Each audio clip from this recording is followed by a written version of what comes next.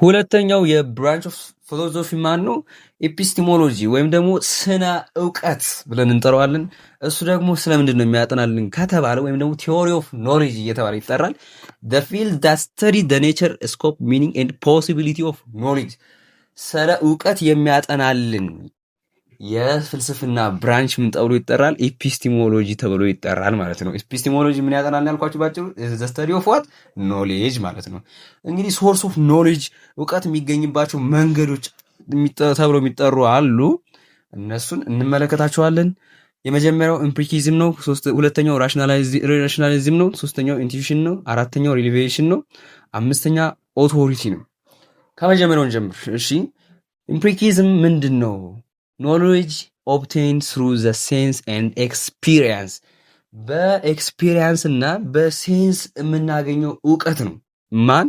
ኢምፒሪሲዝም ኖሌጅ ኦብቴንድ ትሩ ዘ ሴንስ። ምሳሌ እናንተ ጸደይ ላይ ወጣችሁ በጣም በሚያምር ፀሐይ እና ሳር ላይ እየተራመዳችሁ የሆነ ጫካ ውስጥ ሳር ውስጥ እየተራመዳችሁ ነው።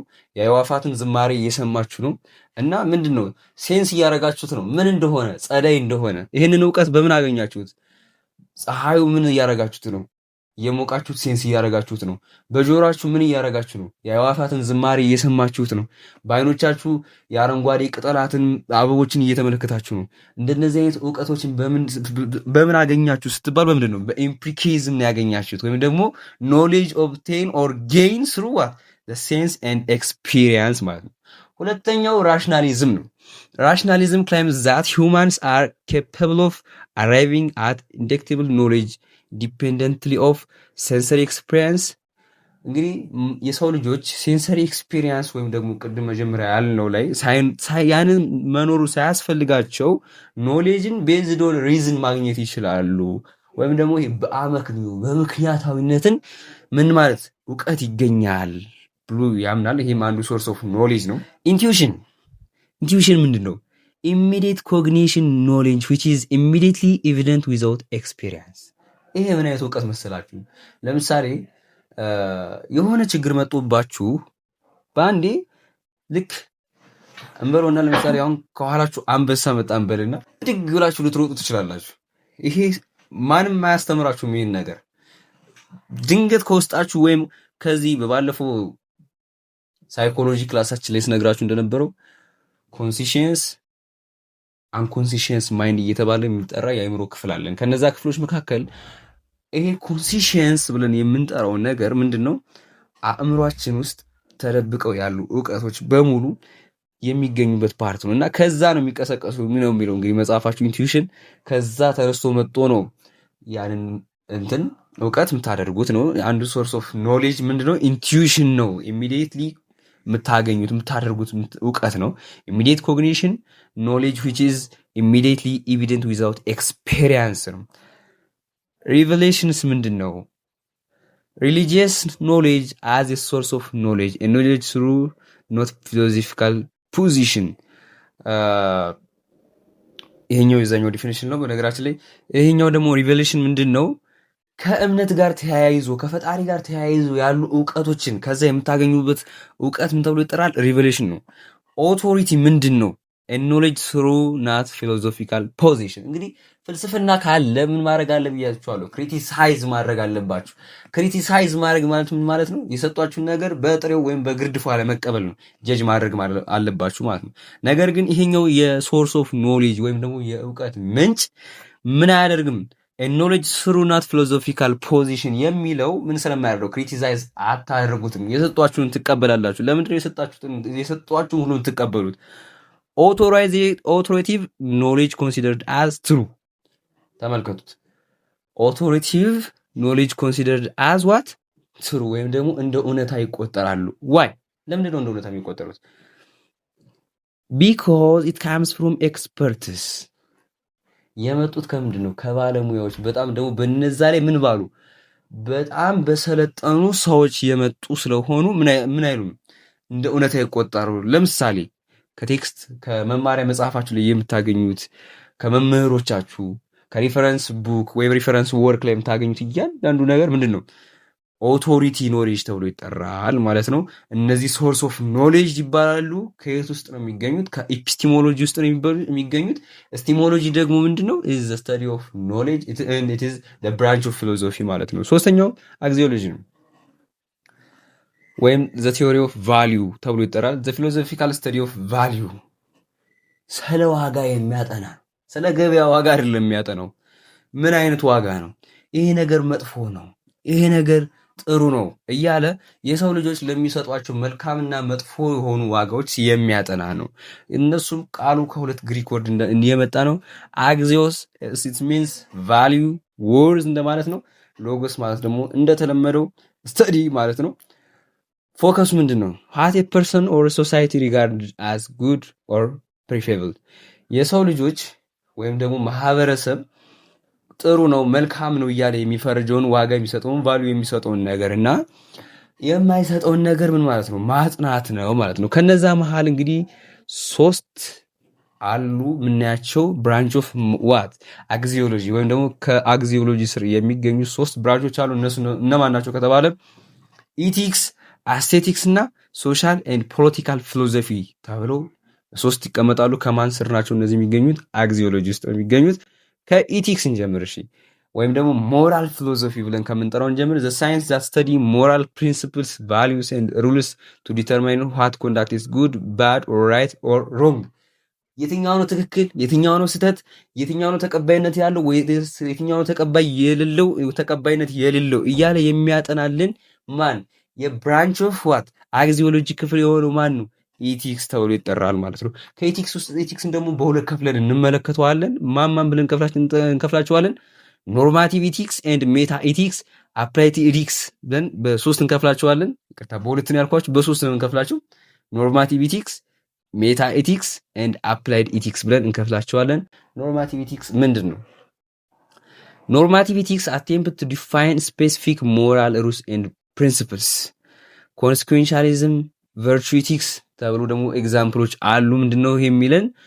ስፔሲፊክ የሆነ ሩልና ፕሪንሲፕል ተጠቅመን ምን ማድረግ ነው? ዌዘር ኢትስ ጉድ ኦር ናት ብለን ምን ማድረግ ነው? ጃጅ ማድረግ ነው ማለት ነው። ሜታ ኢቲክስ ዴልዝ ዊዝ ዘ ሚኒንግ ኦፍ ኢቲካል ተርምስ። ይሄ ደግሞ ስለምኖች የሚያጠነው ስለ ተርሞች። ያኛው ስለምንድን ነበር የሚያጠነው? ሩልና ፕሪንሲፕል። ይሄኛው ደግሞ ስለምኑ? ስለ ተርሙ ኤንድ ዘ ኔቸር ኦፍ ሞራል ጀጅመንት። ይሄኛው ምኖችን ያጠናል? ያ ጀጅ ያደርጋል ወይም ደግሞ እነዛ ስለ ሞራል ሩልስ እና ፕሪንሲፕል ያጠናሉ። ይሄኛው ደግሞ ስለምን? ስለ ኔቸር ኦፍ ሞራል ጀጅመንት ያጠናል ማለት ነው። አፕላይድ ኢቲክስ ምንድነው? አፕላይድ ሞራል ሩልስ ቱ ስፔሲፊክ ፕሮብለም። ለምሳሌ ካፒታል ፓኒሽመንት፣ አቦርሽን ምንድነው? መልካም ለሆኑ ወይም ደግሞ መልካም ላልነበሩ ስራዎች ምን ማድረግ ነው? የተጠኑ ምኖችን ሞራል ሩሎችን አፕላይድ ማድረግ ወይም መሬት ላይ አውሎ ወደ ስራ ማውረድ እንደማለት ነው አፕላይድ ኢቲክስ ማለት። ስለዚህ ከኢቲክስ ውስጥ እነማን አሉ? ኖርማቲቭ ኢቲክስ፣ ሜታ ኢቲክስ፣ አፕላይድ ኢቲክስ አሉ። ስለዚህ እነዚህ ሶስቶች ብራንች ኦፍ ኢቲክስ ናቸው። ከነዛ ደግሞ ማን አለ? አግዚዮሎጂ ደግሞ አባታቸው ነው ማለት ነው። ከአግዚዮሎጂ ስር ማን አለ? ኢቲክስ አለ፣ አስቴቲክስ አለ፣ ሶሻል ፖለቲካል ፊሎሶፊ አለ። ከኢቲክስ ውስጥ ደግሞ እነማን አሉ? ኖርማቲቭ ኢቲክስ፣ ሜታ ኢቲክስ እና አፕላይድ ኢቲክስ አሉ ማለት ነው። ሁለተኛው አስቴቲክስ ነው ወይም ደግሞ ቲዮሪ ኦፍ ቢዩቲ ብለን የምንጠራውን ነገር እናየዋለን ማለት ነው። the theory of beauty that studies the value of art and aesthetics experience artistic experience። አሁን አርቲስት ብለን እንጠራቸዋለን እነዚህ የስነ ጥበብ ባለሙያዎችን በስዕል ዘርፍ፣ በሙዚቃ ዘርፍ፣ በፊልሙ ዘርፍ የሚሳተፉትን ሰዎች ምን ብለን ነው የምንጠራቸው? አርቲስት ብለን እንጠራቸዋለን። ያንን ነገር ምን የሚያደርግልን ነው ደግሞ? ይሄ የሚያጠናል ነው። ፎከሱ ምንድን ነው? ቢዩቲ፣ አርት፣ ኢንጆይመንት፣ ሴንሰሪ፣ ኢሞሽናል ቫሊዩስ፣ ፐርሰፕሽን ኤንድ ማተር ኦፍ ቴስት። ይሄ ነገር እንዴት ነው ውበቱ እያለ ስለ ውበት የሚያጠናልን የማን ክፍል? የአግዚዮሎጂ ክፍል ማን ተብሎ ይጠራል? አስቴቲክ ተብሎ ይጠራል ማለት ነው። ሶሻል ፖለቲካል ፊሎሶፊ ምንድን ነው? ሶስተኛውና የመጨረሻው ነው። የአግዚዮሎጂ ፓርት ሶስተኛው ክፍል ነው። ስተዲዝ ዘ ቫሊዩ ጀጅመንት ኦፕሬቲንግ ኢን ሲቪል ሶሳይቲ ፎከሲንግ ኦን ሃው ሶሳይቲ ኤንድ ገቨርንመንት ሹድ ቢ ኦርጋናይዝ። ይሄ ደግሞ እንዴት መሰላችሁ? ስለ መንግስትና ስለ ህብረተሰብ የሚያጠና የአግዚዮሎጂ ክፍል ነው። እንዴት ነው ምን ማለት ያለበት? በሲቪል ሶሳይቶችና በገቨርንመንት መካከል ያለው ምንድን ኦርጋናይዝ ነው የሚንቀሳቀሱት? እንዴት ነው መስማማት ያለባቸው?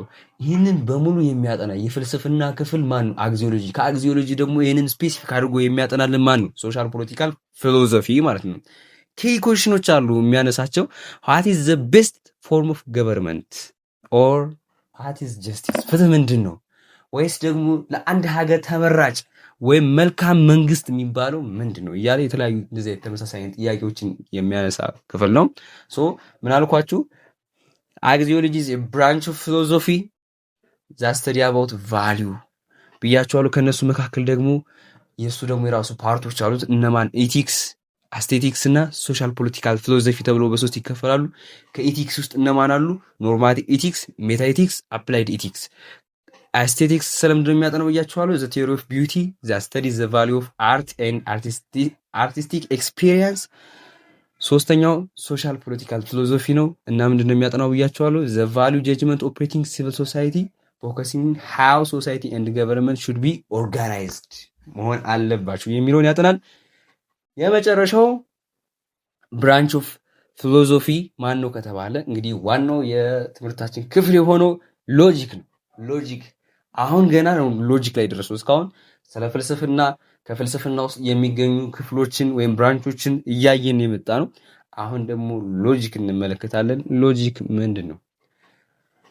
ሎጂክ ዘ ስተዲ ኦፍ ቲዮሪ ኦፍ ፕሪንሲፕል ኦፍ ራይት ሪዝኒንግ ዘ ስተዲ ኦፍ ዋት ቲዮሪ ኦፍ ፕሪንሲፕል ኦፍ ራይት ሪዝኒንግ ወይም ደግሞ በትክክለኛ መንገድ ምን መስጠት? አመክንዮ መስጠት። ስለ ራይት ሪዝኒንግ፣ ስለ ፕሪንሲፕል፣ ስለ አርጊውመንት ኢት ኢዝ ዘ ሳይንስ ኢት ኢዝ ዘ ፓርት ኦፍ ፊሎሶፊ ኦር ዘ ብራንች ኦፍ ፊሎሶፊ ዛት ስተዲስ አባውት አርጊውመንት ኤንድ ራይት ሪዝኒንግ። ስለነዚህ የሚያጠና ማን ተብሎ ይጠራል? ሎጂክ ተብሎ ይጠራል። ወይም ደግሞ ሎጂክን አዝ ኔም ኢንዲኬት ምንድን ያልኳችሁ ሪዝነብል ዌይ ኦፍ ቲንኪንግ ወይም ደግሞ በምክንያታዊነት ለምታደርጉት ነገር ምን ብሎ ማሰብ ምክንያታዊ ሆን። ለእያንዳንዱ ለምታደርጓት ድርጊት ለምታስቡት ሀሳብ ምን መሆን ምክንያታዊ መሆን ምን ተብሎ ይጠራል? ሎጂካል። እስኪ አንተ ሎጂካል ያስብ ማለት የሚያመጣብን ኢምፓክት አስብ፣ ተያይዞ ላይ የሚመጣው ችግር አስብ፣ ለወደፊት ምን ሊሰጥ ይችላል። ስለዚህ ለምትበሉት፣ ለምትጠጡት፣ ለምትራመዱት እያንዳንዱ ከጓደኞቹ ጋር ወጣችሁ ለምታዝናኑት፣ ላይብረሪ ገብታችሁ ለምታተፉት፣ ክላስ ገብታችሁ ለምትማሩበት ለእያንዳንዱ ሰው ስላደረገው ሳይሆን ምን መሆን አለበት? በራሳችሁም ምክንያት ሊኖራችሁ ይገባል። አዘርዋይስ እናንተ ሎጂካል ተማራችሁም ኦር ደግሞ ሎጂካል አይደላችሁም። አበበ ስላደረገ ከበደ የሚያደርግ ከሆነ እናንተ ምን አይደላችሁም? ሎጂካል አይደላችሁም። እናንተ በምን እየተመራችሁ ነው? በስሜት እየተመራችሁ ነው ማለት ነው። ስለዚህ በነገራችን ላይ ስሜት ወይም ደግሞ ኢሞሽን የምንለው ነገር አንዳንድ ጊዜ ከሰዎች አይምሮ ሎጂክ ውጭ ነው። ለምሳሌ ይህን በምን ላስረዳችሁ መሰላችሁ? በፍቅር ላስረዳችሁና የሰው ልጆች ፍቅር ሲይሳቸው አሁን በዚህ ወር፣ በዚህ ሳምንት፣ በዚህ ቀን ፍቅር ሊይዘኝ እፈልጋለሁ፣ ዛሬ ፍቅር የያዘኝ ብላችሁ አይደለም ፍቅር የሚይዛችሁ። ሳታስቡት ድንገት በሆኑ አጋጣሚዎች ናችሁ እና እንደዚህ ስላችሁ ደግሞ ፍቅር የያዛችሁ እያልኩ አይደለም፣ ግን ምሳሌ ነው ስለ ሎጂክ። በዛ ሰዓት ውስጥ እንደዚህ ሆናችሁ ነው እና እንደዚህ ኢሞሽን የሚባሉ አንገር ምናምን ናቸው ነገር ብዙ ጊዜ እዚህ ውስጥ ሎጂክ አይሰራም። ምክንያቱም እነዚህ ከሰው ልጅ አይምሮ ስሜት የሚመነጩ ስለሆነ ስሜት ደግሞ ሎጂክ የለውም። ሎጂክ ቢኖረን ሰዎች በስሜት አይጣሉም፣ አይደባደቡም ነበረ። ምክንያቱም ሎጂካሊ ምን ማድረግ አለባችሁ ማለት ነው? ምክንያታዊ መሆን አለባችሁ። ሰው ከምትደባደቡት በምክንያት አይሆንም። ወይም ደግሞ ለምን በምክንያት አይሆንም ስላችሁ እንዴት ነው? የሆነ እኮ የሚያናድድ ነገር ተፈጥሮ ተጣልታችሁ ሊሆን ይችላል። ይሄ ምክንያት ሊሆን ይችላል። ግን ኢምፓክቱን አስባችሁታል? ብጣላስ እንደዚህ ለዚህ ሊፈጠር ይችላል። ስለዚህ ሂጄ ልጣለው፣ ምኑን ነው የማወልቀው፣ ጥርሱን ነው የማወልቀው ምናምን ብላችሁ አይደለም ሄዳችሁ እንትጣሉት። በስሜት ነው ተነሳስታችሁ እንትጣሉት። ልክ እንደዛ እንዳልኳቸው አሁን ፍቅር፣ ንዴት ወይም እነዚህ ኢሞሽን ውስጥ የምንከታቸው እያንዳንዱ ነገሮች ሎጂካሊ በሰው ልጆች አይምሮ አይገዙም። ያው ግን በአጠቃላይ ምን መሆን ማለት ነው ሎጂክ ማለት ለእያንዳንዱ ለምታደርጉት ድርጊት ምክንያት ሊኖራችሁ ወይም ደግሞ አመክንዮ ሊኖራችሁ ይገባል ማለት ነው። ፍልስፍናን በመማራችሁ ምን ጥቅም ታገኛላችሁ? የመጨረሻው የዚህ ቻፕተር ክፍል ነው። ኢምፖርታንስ ኦፍ ፊሎሶፊ ቱ ኤግዛማይን ዋንስ ላይፍ ኢን ዘ ወርልድ። የራሳችሁን ህይወት፣ የጓደኞቻችሁን ህይወት እንዲሁም በዓለም ውስጥ ያለውን የህይወት አኗኗር ምን እንድትመዝኑ ያደርጋችኋል ፍልስፍና መማራችሁ። ስለዚህ ሎጂክን መማራችሁ እናንተ አሁን ምን እያደረጋችሁ ነው? ክሪቲሳይዝ እያደረጋችሁ የሰጧችሁን ነገር ከመቀበል ይልቅ ምን በማድረግ አይ ይሄ ነገር እኮ መጥፎ ነው፣ ይሄ ነገር ደግሞ ትክክል ነው እያደረጋችሁ ምን ትጀምራላችሁ? ኤግዛሚን ማድረግ፣ ነገሮች ማመዛዘን መጀመር አለባችሁ። ቱ አክቹዋላይዝ አወርሰልቭስ። እንግዲህ የሰው ልጅ ወደ ሰልፍ አክቹዋላይዜሽን ለመድረስ እንኳን ብዙ መንገድ አለን። ግን እዛ ጋር የደረሱ ሰዎች እንግዲህ ምን ተብሎ ይጠራሉ? መንገዱ ነው። ፍልስፍና መማራችሁ ራሳችሁን አክቹዋላይዝ እንድታደርጉ ወይም ደግሞ ይሄ ሰልፍ አክቹዋላይዜሽን ራስን የማብቃት ጥበብ ላይ እንድደርሱ ይረዳችኋል ነው። ኢንቴሌክቹዋል ኤንድ ቢሄቪራል ኢንዲፔንደንስ ኢንቴሌክቹዋላችሁ ይሄ የማሰብ ብቃታችሁ እና ምንድን ከሰዎች ያላችሁ የባህሪ ጥገኝነት ምን ይላል? ይቀንሳል ማለት ነው። ምክንያቱም የራሳችሁ የሆነ ሀሳብ ይኖራችኋል። ከሰዎች ጥገኝነት ወይም ደግሞ ይሄ በግሩፕ ተቀላቅሎ ነገሮችን ከማድረግ ምን ትላላችሁ? ገለልተኛ ሆናችሁ የራሳችሁን ነገር ትወስናላችሁ። በራሳችሁ መንገድ መጓዝ ትጀምራላችሁ ማለት ነው። ስለዚህ ምን ነው ፊሎዞፊን አይደለም ሎጂክን ስትማሩ ራሱ በጣም ኢንተረስቲንግ ሆናችሁ ነው መማር ያለባችሁ። ሪፍሌክቲቭ ሰልፍ አዌርነስ ራስን ማወቅ ነገራችን ላይ በጣም ትልቁ ጥበብ ራስን ማወቅ ነው። ራስን አውቆ መኖር ትልቅነት ነው። በእውነት ራስን አውቆ እንደመኖር ትልቅነት የለም። ራሳችሁን እወቁ። በጣም አሪፍ ትምህርት ቢሆን ሎጂክ ነው። አንዱ የፍልስፍና ፓርት ማለት ጥቅሙ ይሄ ነው፣ ራስን ማወቅ። ፍሌክሲቢሊቲ ቶለራንስ ኤንድ ኦፕን ማይንድነስ ፍልስፍናን የተማረ ሰው ኦፕን ማይንድድ ነው፣ ወይም ደግሞ ጭፍንተኛ ወይም ደግሞ ጨለምተኛ ሰው አይደለም። ፍሌክሲብል ነው፣ ሀሳቦችን ይቀበላል። ግድ የኔ ሀሳብ ካልሆነ ብሎ የሚከራከር ሰው አይደለም። ፍልስፍናን መማር ጥቅሙ ይሄ ነው። ፍሌክሲብል እንድትሆኑ፣ ኦፕን ማይንድድ እንድትሆኑ፣ ቶለራንስ እንድትሆኑ ያደርጋቸዋል። ክሪኤቲቭ ኤንድ ክሪቲካል ቲንከር ትሆናላችሁ። ክሪቲካል ቲንከር የሚባል ሰው እንግዲህ ከአንክሪቲካል ቲንከር ፐርሰን ጋር እንግዲህ ማወዳደር ሊኖርባችሁ ይገባል። በእርግጠኝነት ለወደፊትም እንደዚህ አወዳደሩ ተብሎ የሆነ አሳይመንት ነገር ሊሰጧችሁ ይችላል። ክሪቲካል ፐርሰን የምትሉት እንግዲህ እንዳልኳችሁ ነው፣ ሎጂካሊ ነገሮችን የሚያደርግ እናም ሌላም ደግሞ ተጨማማሪ ነገሮችን የሚያደርግ ሰው ነው። አንክሪቲካል የምንለው ሰው ደግሞ ሌላም በተመሳሳይ ነው። ክሬቲቭ እንድትሆኑ ያደርጋችኋል። ፍልስፍና መማር የፈጠራ ውጤት አብዛኞቹ የፈጠራ ውጤቶች በፍልስፎች የተፈጠሩ ስለሆኑ ልክ ፍልስፍናን መማር ምን ያደርጋችኋል? ፈላስፋ ያደርጋችኋል። ነገር ግን ፍልስፍናን በመማር ብቻ ማስተር ማድረግ አትችሉም። ፍልስፍና ህይወት ነው፣ ስትኖሩት ነው የምታውቁት። ፍልስፍና ምንድን ነው? ማስተር የሚደረገው በመማር ወይም ደግሞ ሎጂክን ወይም ፊሎዞፊን ስለተማራችሁ ማስተር አታደርጉትም። ምን ማድረግ አለባችሁ? ህይወታችሁ አድርጋችሁት ፍልስፍናን መኖር ስትጀምሩ እናንተ ፈላስፋ የምትባሉት ማለት ነው። የመጨረሻው ቱ ዴል ዊዝ አንሰርቴኒቲ ኦፍ ሊቪንግ እንግዲህ መኖሩ ጥቅም ምንድን ነው ብላችሁ የራሳችሁን መኖራችሁን እንዲሁም የሌሎችን መኖር ምን ታደርጉበታላችሁ? ኤግዛሚን ታደርጉበታላችሁ ማለት ነው። አብራችሁ ስለቆያችሁ አመሰግናለሁ። በቀጣይ ደግሞ ቻፕተር 2 አብረን እናያለን።